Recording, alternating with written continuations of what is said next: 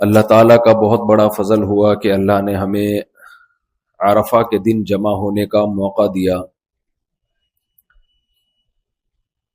نبی صلی اللہ علیہ وسلم نے فرمایا الحج عرفہ، حج عرفہ کا وقوف ہے۔ احرام کی حالت میں جب ہم عرفہ میں زوال کے بعد عرفات میں تھوڑی دیر قیام کرتے ہیں، وقوف کرتے ہیں، ٹھہرتے ہیں، تو حج کا ایک بہت بڑا رکن ادا ہو جاتا ہے۔ دوسرا رکن ہے طواف زیارت۔ یہ سب باتیں قرآن سے ثابت ہیں۔ عرفہ کے دن نبی صلی اللہ علیہ وسلم نے دو اہم کام فرمائے۔ ایک، آپ صلی اللہ علیہ وسلم نے خطبہ دیا، کیونکہ آپ صلی اللہ علیہ وسلم کا یہ پہلا اور آخری حج تھا، اور 30ویں پارے کی سورت اذا جاء نصر اللہ والفتح ورأیت الناس يدخلون فی دین اللہ افواجا، یہ سورت نازل ہو چکی تھی۔ مکہ جب فتح ہوا تو آپ صلی اللہ علیہ وسلم کو اللہ نے بتا دیا کہ اب آپ کے دنیا سے جانے کا وقت آ چکا ہے، کیونکہ آپ جس مشن کو لے کر آئے تھے اللہ نے اس مشن کی تکمیل کر دی ہے۔ باقی دنیا میں اسلام پھیلانا اب آپ کی امت کی ذمہ داری ہے۔ آپ کے ذمہ جو کام تھا وہ آپ نے پورا کر دیا۔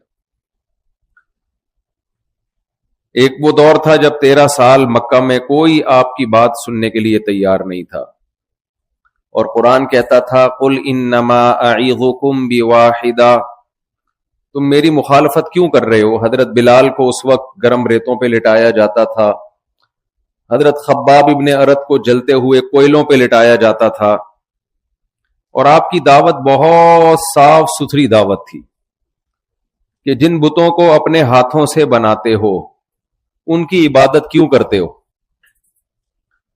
اور آپ صلی اللہ علیہ وسلم نے پچھلی آسمانی کتابوں کی بھی تصدیق کی کہ تورات بھی اللہ کی کتاب ہے، انجیل بھی اللہ کی کتاب ہے، موسیٰ علیہ السلام بھی اللہ کے پیغمبر، آدم علیہ السلام بھی، نوح علیہ السلام بھی۔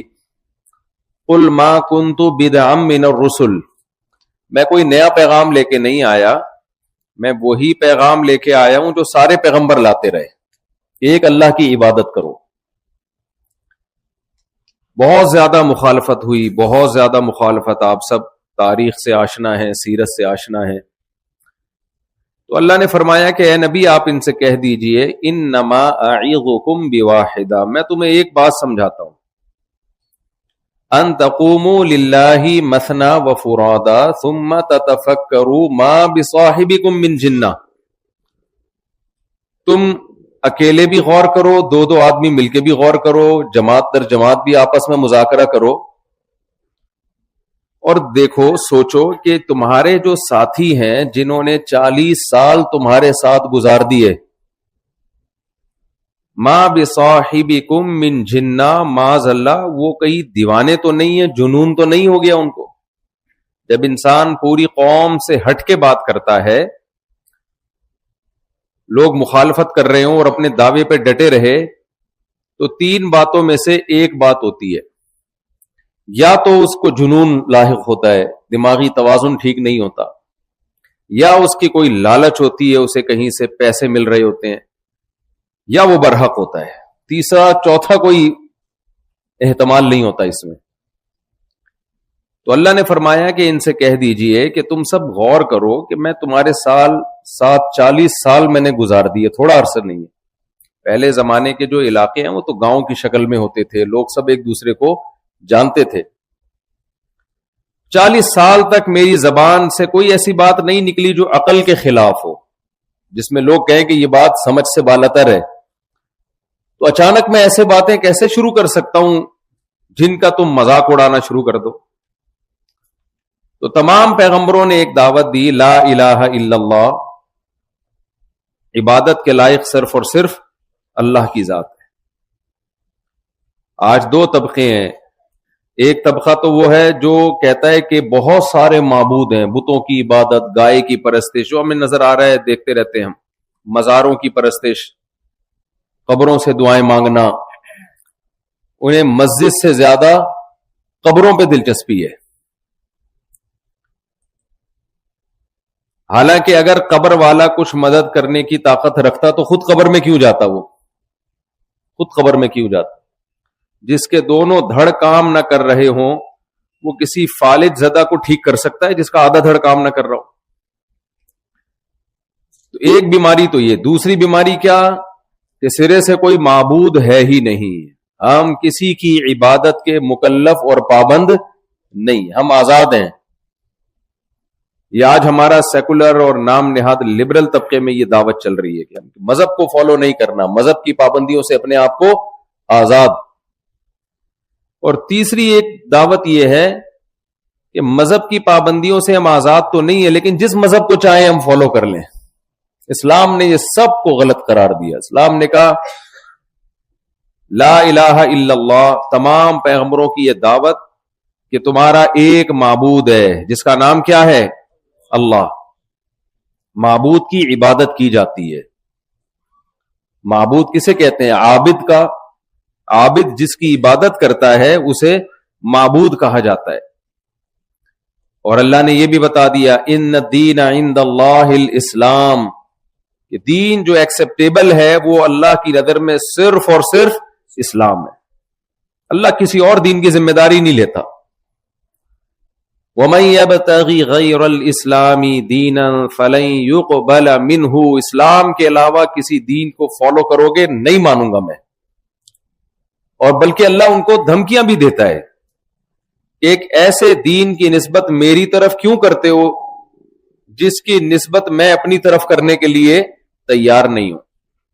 تو نبی صلی اللہ علیہ وسلم دعوت دیتے رہے، مخالفتیں ہوتی رہیں. پھر آپ صلی اللہ علیہ وسلم نے ہجرت کی. جب آپ کو یہ خوف ہوا کہ مشرکین مکہ میرے اور میرے اصحاب کو قتل کر دیں گے، آپ صلی اللہ علیہ وسلم ہجرت کر کے مدینہ گئے. وہاں غزوہ بدر، غزوہ احد، غزوہ خندق، صلح حدیبیہ اور نہ جانے کتنی لڑائیاں ہوئی ہیں. لڑائیوں میں ہی وقت گزرا آپ کا. لیکن آپ صلی اللہ علیہ وسلم کا ویژن دیکھیں کہ مدینہ پہنچ کے آپ خط لکھ رہے ہیں روم کے بادشاہ کو، فارس کے بادشاہ کو.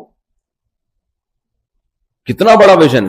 ابھی مدینہ پہ پورا 100% کنٹرول ہوا نہیں ہے، اور اس زمانے کی روم اور فارس کی بڑی بڑی سلطنتوں کو قاصدوں کے ذریعے خطوط بھیجے جا رہے ہیں. خطوط بھیجے جا رہے ہیں. اس سے اندازہ لگائیے ہمارے نبی صلی اللہ علیہ وسلم کا ویژن کس قدر اعلیٰ ویژن تھا. آج بخاری میں ہمیں وہ خطوط ملتے ہیں، بخاری مسلم میں، حدیث کی کتابوں میں، انسانی عقل حیران ہو جاتی ہے. اور ان خطوط میں کتنے سلیکٹڈ الفاظ ہوتے تھے، سلیکٹڈ.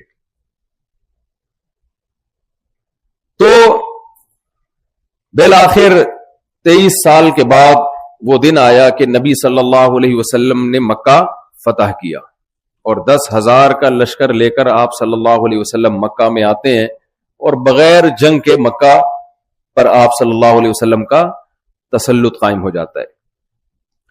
پھر آپ صلی اللہ علیہ وسلم اگلے سال حج کرتے ہیں، جس کو حجۃ الوداع کہا جاتا ہے. یہ اسلام کا نبی صلی اللہ علیہ وسلم کا پہلا اور آخری حج تھا. اس سے پہلے حضرت ابوبکر کی امارت میں آپ نے حج کروایا. تو اس دن عرفہ کا دن وہ تھا کہ اس سے زیادہ کراؤڈ شاید نبی صلی اللہ علیہ وسلم کے پاس اس سے پہلے یا اس سے بعد میں کبھی جمع نہیں ہوا. کیونکہ جس کو اطلاع ملی کہ نبی صلی اللہ علیہ وسلم حج پہ تشریف لے جا رہے ہیں، تو دنیا بھر سے، عرب کے مختلف قبائل سے سارے قافلے آنے لگے. اور اس زمانے کے لحاظ سے 100,000 سوا لاکھ یہ بہت بڑی آبادی ہوتی تھی. اس کراؤڈ کو کنٹرول کرنا مشکل ہوتا تھا. ہم حدیث میں ہے کہ حضرت عبداللہ ابن عمر رضی اللہ تعالی عنہ صحابی رسول ہیں، بیت اللہ کا استلام کرنے کے لیے گئے تو رش میں اتنا پھنس گئے اور گرمی سے اور کراؤڈ سے آپ کے ناک سے خون آنے لگا، نکسیر پھوٹ گئی. تو آپ کے شاگرد آپ کو اٹھا کے لے کر گئے. میں یہ سوچ رہا تھا کہ اس دور میں بھی اتنا رش ہوا کرتا تھا کہ لوگ حجر اسود کا بوسہ لینا یا استلام کرنا آسان نہیں تھا. تو اس وقت نبی صلی اللہ علیہ وسلم نے خطبہ جو دیا وہ اسلام کا خلاصہ آپ صلی اللہ علیہ وسلم نے لوگوں کے سامنے پیش کیا. اور آپ صلی اللہ علیہ وسلم جب لوگوں کو کوئی بات بتایا کرتے تھے تو ابتدائی اسلام میں نبی نے منع کیا تھا میری باتوں کو لکھو نہیں, صرف سینے میں محفوظ رکھو اور آگے لوگوں تک پہنچا دو. لکھنے سے منع اس لیے کیا کہ قرآن بھی لکھا جا رہا ہے اور حدیث بھی لکھی جائے گی, تو قرآن اور حدیث آپس میں مکس نہ ہو جائیں. بعد میں آپ نے اجازت دے دی لکھنے کی, بلکہ حکم دیا لکھنے کا, لیکن شروع میں منع کیا کہ قرآن کے اوراق اور احادیث کے اوقات آپس میں مکس نہ ہو جائیں, تو لوگ پھر لوگوں پر ایسا نہ ہو خلط ملط ہو جائے کہ قرآن کون سا ہے اور نبی کی بات اس میں کون سی ہے. بعد میں آپ نے لکھنے کا حکم دیا. تو یہ حجۃ الوداع کو بھی آپ صلی اللہ علیہ وسلم نے لکھنے کا حکم دیا. بہت کراؤڈ تھا, آپ نے جو خطبہ ارشاد فرمایا اس میں آپ نے حکم دیا اکتبوا لابی شاہ, جو عرب کا کوئی سردار تھا, فرمایا اس کو لکھ کے دو. اس لیے یہ خطبہ ہمارے پاس پہنچا بہت مستند ذرائع سے. اس خطبے میں نبی صلی اللہ علیہ وسلم نے چند باتیں بہت اہتمام سے بیان کی جو میرے اور آپ کے کرنے کے کام ہیں. اسلام کو سمجھنے کے لیے وہ باتیں بہت ضروری ہیں. دیکھیں, اسلام نام ہے دو ریلیشن کا. میں یہ خطبے کے الفاظ تو بتاؤں گا آپ کو, لیکن اس خطبے کا تصور سمجھنے سے پہلے اس خطبے کا فلسفہ کیا ہے, اسلام کا فلسفہ سمجھنا بہت ضروری ہے. یہاں کتنے مختلف لوگ آئے ہوئے ہیں جو کراچی میں ہمیں پکڑائی میں نہیں آئیں گے کہیں بھی, وہ تو ابھی حج کے بہانے آ گئے, دوبارہ پتہ نہیں آپ سے کب ملاقات ہو نہ ہو. لوگوں کی عادت ہوتی ہے مولوی صاحب کو دیکھ کے راستہ بدل لیتے ہیں, کہیں مولوی صاحب چندہ نہ مانگ لیں, کہیں مولوی صاحب کوئی نصیحت کرنا نہ شروع کر دیں. تو اس لیے ابھی تو آپ کہیں بھی نہیں جا سکتے غروب آفتاب سے پہلے پہلے, اس لیے میں تو کیسے یہ موقع ہاتھ سے جانے دے سکتا ہوں. تو اسلام کی جو خلاصہ ہے نا, دیکھیں کسی بھی چیز کو سمجھنے کے لیے اس کے اپوزٹ کو سمجھا جاتا ہے, اس کے الٹ کو سمجھا جاتا ہے, پھر وہ اس کی جو اپوزٹ ہے اس کا جو الٹ ہے آسانی سے سمجھ میں آ جاتا ہے. ہم جب اسکول میں پڑھتے تھے تو وائٹ, اس کے اپوزٹ کیا ہے بھائی, بلیک. ٹیچر کام دیتے تھے نا, لکھ کے آؤ اس کے جو اپوزٹ ہے کیا ہے. وجہ کیا ہے, جب آپ کسی چیز کی اپوزٹ کو سامنے رکھتے ہو تو اس کو سمجھنا آپ کے لیے تو عرف الاشیاء بازدادها, کہ چیزوں کو پہچانا جاتا ہے ان کی اپوزٹ سے. آپ کو سمجھنا ہو کہ سخی کسے کہتے ہیں, کنجوسوں کو دیکھ لو تو پتہ چل جائے گا کہ سخی کسے کہتے ہیں. اور یہ سمجھنا ہو کہ کنجوس کسے کہتے ہیں تو کبھی کسی سخی آدمی کے ساتھ سفر کرو, دیکھو کیسے کھلا رہا ہے, پلا رہا ہے, غریبوں پہ خرچ کر رہا ہے, تو آپ کو کنجوس کا تصور بھی سمجھ میں آ جائے گا. آپ جس جگہ رہتے ہو سارے ہی کنجوس ہو تو پھر آپ کو کیا پتا چلے گا کہ سخاوت کسے کہتے ہیں. کسی جگہ اگر آپ رہتے ہیں سارے ہی سخی ہیں تو آپ کو کیا پتا چلے گا کہ کنجوس کسے کہتے ہیں. سارے ہی بدصورت ہوں, خوبصورت کا پتہ نہیں چل سکتا کہ خوبصورتی کی ڈیفینیشن کیا ہے. سارے ہی خوبصورت ہوں, بدصورتی کا نہیں پتہ چل سکتا. تو اسلام کو سمجھنے کے لیے غیر اسلام کو سمجھنا بہت ضروری ہے. غیر اسلام کو سمجھنا بہت ضروری ہے. حضرت عمر رضی اللہ تعالی عنہ کا قول ہے, من لم یعرف الجاہلیت لم یعرف الاسلام, جس نے زمانے جاہلیت نہیں دیکھا اس کو اسلام کا بھی پتہ نہیں چل سکتا. اسلام کی خوبیوں سے وہ واقف نہیں ہو سکتا جس نے زمانے جاہلیت نہیں دیکھا. وجہ کیا ہے, زمانے جاہلیت میں بچیوں کو زندہ دفن کیا جا رہا ہے اور زمانے اسلام میں بچی کو کندھے پہ بٹھا کے نماز پڑھائی جا رہی ہے. تو حضرت عمر تو یہ منظر دیکھ رہے تھے نا. زمانے جاہلیت میں بچیوں کو زندہ دفن کیا جاتا تھا. ایک صحابی نبی صلی اللہ علیہ وسلم کے پاس آئے اور کہا کہ یا رسول اللہ, میں نے جاہلیت میں اپنی بچی کو اپنے ہاتھوں سے زندہ زمین میں دفن کیا ہے. سفر سے واپس آئے تھے, بچی تھوڑی بڑی ہو گئی تھی, یعنی وہ بچی میرے ساتھ قبر کھودتے ہوئے قبر سے مٹی نکالتی تھی. تو کیا اسلام لانے کے بعد میرا یہ عظیم جرم بھی معاف ہو جائے گا؟ تو آپ نے فرمایا اسلام یہدم ما کان قبل, اسلام لانے کے بعد جتنے گناہ ہیں اسلام ان سب کو گرا دیتا ہے. وہ عرب جو بچیوں کو اتنی نفرت سے دیکھا کرتے تھے, زندہ دفن کیا کرتے تھے, ان عربوں کے دل میں بیٹیوں کی محبت نبی نے کیسے ڈالی ہے. صحیح بخاری مسلم کی حدیث ہے، صحابہ کہتے ہیں ہم نماز کے انتظار میں تھے، نبی صلی اللہ علیہ وسلم تشریف لائے اپنی بیٹی کی بیٹی یعنی نواسی کو، 2-2.5 سال کی وہ تھی. صحابی کہتے ہیں کہ ہم نے دیکھا نبی صلی اللہ علیہ وسلم اس بچی کو کندھے پہ بٹھا کے آ رہے ہیں نماز پڑھانے کے لیے. اور حیرت کی بات یہ ہے، ہم بھی لے آتے ہیں بعض دفعہ کوئی بچہ آ جاتا ہے بھائی ساتھ میں نے بھی جانا ہے، تو نماز کے وقت ہم اس کو سائڈ پہ بٹھا دیتے ہیں، لیکن صحابی رسول کہتے ہیں نبی نے نیت باندھ لی اور وہ بچی آپ کے کندھے مبارک پہ ہی رہی. پھر جب رکوع میں جانے کا وقت آیا آپ نے اس بچی کو نیچے رکھا، پھر جب سجدے سے دوسری رکعت کے لیے اٹھے اٹھا کے دوبارہ بٹھا دیا اس کو کندھے پہ. پوری 4 رکعتیں اس طرح سے پڑھی ہیں. اب شارحین جو تھے وہ حیران ہیں، بھائی ایسا کیوں کیا؟ یہ تو کبھی زندگی میں نبی نے ایسا نہیں کیا کسی بچے کو بٹھا کے اس طرح سے نماز پڑھائی ہو. تو اپنی نواسی کو، بیٹی کی بھی بیٹی، اس کو اتنا پروٹوکول کیوں دیا جا رہا ہے؟ اس میں کیا حکمت ہے؟ کیا یہ عمل سنت ہے ہم بھی بچوں کو کندھے پہ بٹھا کے نماز پڑھائیں؟ بھائی اگر سنت ہوتا تو بار بار کیا ہوتا نا یہ عمل. تو علامہ نووی رحمہ اللہ تعالی نے اس کی حکمت بیان کی، فرمایا اصل میں اس کا مقصد تھا عرب کے دلوں سے بیٹیوں کی نفرت کو نکالنا، بیٹیوں کی نفرت کو، کیونکہ اس سے زیادہ رسپیکٹ دی نہیں جا سکتی کہ سید الانبیاء ساری کائنات کے سردار اس قوم کے سامنے جو بیٹیوں کو دفن کرتی ہے، نماز میں امام بن کے مصلی پہ جہاں مقتدیوں میں ابو بکر عمر رضی اللہ عنہما جیسے اصحاب کھڑے ہوں، اس جگہ آپ صلی اللہ علیہ وسلم بیٹی کو کندھے پہ بٹھا کے نماز پڑھا رہے ہیں. اس سے زیادہ بچی کو پروٹوکول کسی نے دیا نہیں ہوگا.